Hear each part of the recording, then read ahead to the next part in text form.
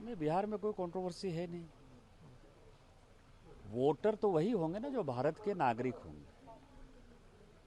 और भारत के नागरिक, मान लीजिए कि किसी जगह पर, किसी विधानसभा में, जो हमने अपने झारखंड के चुनाव में देखा, और जिसको माननीय राहुल गांधी जी भी कहते हैं, मतलब हम माननीय राहुल गांधी जी के इस बात से सहमत हैं, और मुझे लगता है कि चुनाव आयोग ने राहुल गांधी जी से ही सीख कर ये काम स्टार्ट किया होगा। उनका ये कहना है कि किसी विधानसभा में 10% वोट बढ़ा और किसी विधानसभा में 150% वोट बढ़ गया। जो हमारे यहाँ झारखंड में हुआ, अभी जस्ट विधानसभा का चुनाव हुआ है, उसमें कम से कम 40 ऐसी विधानसभा थी, और खासकर मेरे इलाके में संथाल परगना की 18 विधानसभा में, जहाँ की वोटर 150% के आसपास बढ़े। तो जब इतनी तेजी से वोटर बढ़ते हैं तो वोटर कहाँ थे? और मान लीजिए कि 80 साल का कोई बूढ़ा आदमी, 75 साल का कोई बूढ़ा आदमी, 65 साल का कोई बूढ़ा आदमी, वो 2010 में वोटर नहीं, 15 में वोटर नहीं, 20 में वोटर नहीं, और वो 25 में यदि वोटर हो गया, तो उससे पूछा जाएगा ना कि भैया आप 75 साल तक वोटर क्यों नहीं थे, कहाँ थे?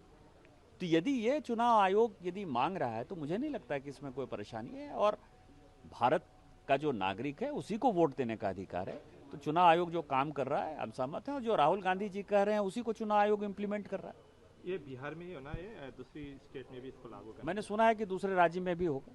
अभी जैसे झारखंड में इलेक्शन नहीं है, लेकिन झारखंड में शायद इसके बाद इसकी ड्राइव स्टार्ट हो। सर, कन्हैया कुमार का कल उस वो उनका अपना पार्टी का इंटरनल मामला है। सर, सिक्किम में इस बार ये जो बैठक आयोजन किया हुआ है सर, इसके ऊपर सर आपका प्रतिक्रिया? देखिए, सिक्किम क्या है कि सिक्किम बहुत ही खूबसूरत जगह है। सिक्किम के लोग बहुत अच्छे हैं। सिक्किम में लॉ एंड ऑर्डर बहुत बढ़िया है। कहा जाता है कि सिक्किम के लोग जो है अपने घरों में आज भी ताला चाबी नहीं लगाते हैं, और नेचर अपने आप में इतना खूबसूरत है कि दुनिया में बहुत कम ऐसी जगह है जहाँ की नेचर मिलता है।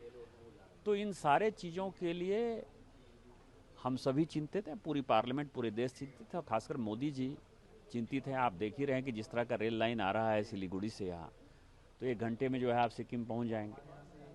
तो इस तरह की कनेक्टिविटी यदि हो जाएगी तो पूरी दुनिया में जो अमीर लोग भारत से दूसरे देशों में जा रहे हैं वो सभी सिक्किम में आएंगे। सिक्किम का टूरिज्म बढ़ेगा, सिक्किम का रोजगार बढ़ेगा, सिक्किम के लोगों को लगेगा कि देश में यदि विकास हो रहा है तो मेरा भी उसमें योगदान है। तो इसलिए हम यहाँ आए, और हमारी पूरी कमेटी जो है सिक्किम के सभी लोगों के प्रति शुक्रगुजार है, और हम आशा करते हैं, भगवान से प्रार्थना करते हैं कि सिक्किम जो है स्विट्जरलैंड से ज़्यादा खूबसूरत जगह बने। सर, आपके चेयरमैन है स्टैंडिंग कमेटी, तो ये दूरदर्शन का थोड़ा इशू है कि यहाँ परमानेंटली नहीं बन पा रहा है, नहीं चल पा रहा है। नहीं, हमने कहा है, और सिक्किम के लिए कुछ भी करना पड़ेगा तो हमारी स्टैंडिंग कमेटी उसमें हमेशा सहयोग करेगी। आज मैंने भूटिया लैंग्वेज के लिए, आज हमने लेप्चा लैंग्वेज के लिए, इसके लिए भी कहा कि उसमें जो है कार्यक्रम जितने हो सकते हैं हो करिए। प्रधानमंत्री जी की जो मन की बात का कार्यक्रम है दूरदर्शन, वो भूटिया लैंग्वेज और लेप्चा लैंग्वेज में नहीं कर रहा है, उसको मैंने इंस्ट्रक्शन दिया और अगले महीने से वो चालू हो जाएगा। सर, कई एमपी, सर सिक्किम के भी एमपी,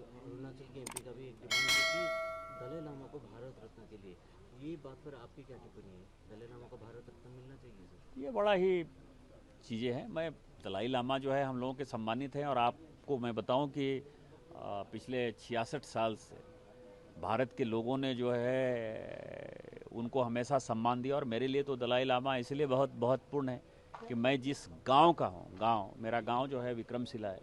विक्रमशिला ने इस दुनिया में पहला वाइस चांसलर दिया भगवान अतीश दीपांकर, और भगवान अतीश दीपांकर, ये दलाई लामा पंथ और पंचेन लामा पंथ की जो स्थापना हुई उसमें भगवान अतीश दीपांकर का जो है सबसे बड़ा योगदान है। तो आप समझ सकते हैं कि मैं उस गांव का हूं जिसने कि सारे पंथ की स्थापना की, तो हमारे लिए हमेशा सम्मानित है। उनको कुछ भी मिलेगा तो मुझे लगता है खुशी होगी मुझे। अगर ये एमपी फोरम बनेगा तो आप भी सपोर्ट में जाएंगे सर? हम तो जो तिब्बत के जो फोरम है, भारत तिब्बत मैत्री फोरम जो है सांसदों का, मैं उसमें 2009 से जब से सांसद बना हूँ तब से मैं ऑलरेडी हूँ उसमें। सर, जो आपका महाराष्ट्र को लेकर जो टिप्पणी था उसमें संजय राउत का जो स्टेटमेंट आया है, क्या कहना है? देखिए, किसी टिप्पणी पर मुझे कुछ नहीं कहना है। जहाँ तक सवाल है कि मैंने क्या कहा, मैंने कहा कि महाराष्ट्र का आज़ादी के आंदोलन में बहुत बड़ा योगदान रहा है। मराठी भाषा जो है, जैसे मराठी भाषा का सम्मान है, मराठी का सम्मान है, कन्नड़ का सम्मान है, तमिलियन का सम्मान है, तेलुगु का सम्मान है, उसी तरह से जैसे उनकी वो रीजनल लैंग्वेज है, जैसे उनको अपनी भाषा के प्रति प्यार है, उसी तरह से बिहार के लोग होंगे, उत्तर प्रदेश के लोग होंगे, झारखंड के लोग होंगे, मध्य प्रदेश के लोग होंगे, राजस्थान के लोग होंगे, उनकी भी अपनी भाषा है, उनकी हिंदी भाषा है। तो किसी भाषा के आधार पर यदि ये लुम्पेन एलिमेंट ठाकरे परिवार जो है यदि मारपीट करता है तो हमारे बर्दाश्त के बाहर है। दूसरी बात मैंने कही जिसको कि बड़ा तोड़ मरोड़ कर पेश किया गया कि महाराष्ट्र का इस देश के इकोनॉमी में बड़ा योगदान है, उससे कोई डिनाई नहीं करता। हमारी बातों को जो है गलत ढंग से लोगों ने समझा, लेकिन हम ये कह रहे हैं कि मुंबई जो है या महाराष्ट्र जो टैक्स पे करता है उस टैक्स पेयर के मनी में हमारा भी योगदान है। इसका ठाकरे परिवार से लेना देना नहीं है, इसका मराठा से लेना देना नहीं है। इसका ये है जैसे कौन टैक्स पे करता है, state bank of India tax पे करती है क्योंकि उसका हेडक्वार्टर वहाँ है। तो स्टेट बैंक ऑफ इंडिया में जहाँ मैं सिक्किम में खड़ा हूँ तो सिक्किम के लोग भी तो स्टेट बैंक ऑफ इंडिया में पैसा देते हैं, इनका पैसा भी तो वहाँ जमा है ना। लेकिन उसका टैक्स का पैसा यदि मिलता है तो वो महाराष्ट्र के खाते में जाता है। LIC है, इतनी बड़ी इंश्योरेंस एजेंसी है, उसका हेडक्वार्टर कहाँ है। दूसरी बात यह है कि आप जो है गरीबों को मारपीट करते हो। वहाँ जो है मुकेश अंबानी साहब रहते हैं, मराठी तो बहुत कम बोलते हैं, हिम्मत है तो जरा उनके पास चले जाओ। माहिम में जो है सारे मुसलमान हैं, हिम्मत है तो तुम वहाँ चले जाओ। स्टेट बैंक ऑफ इंडिया का चेयरमैन मराठी नहीं बोलता है, वो तो आंध्र का है, तेलुगु बोलता है बेचारा, आप उसको जरा मारपीट करके देखो। LIC का जो चेयरमैन है वो नॉर्थ ईस्ट का है, भानु जरा उसको जरा मारपीट करके देखो। मेरा ये कहना है कि जो गरीब आदमी है, जो कमाने खाने गया है और जिसका कि महाराष्ट्र के इकोनॉमी में योगदान है, जितने बड़े इंडस्ट्री हैं, यदि टाटा हुआ तो टाटा बिहार में ही सबसे पहले इंडस्ट्री लगाया।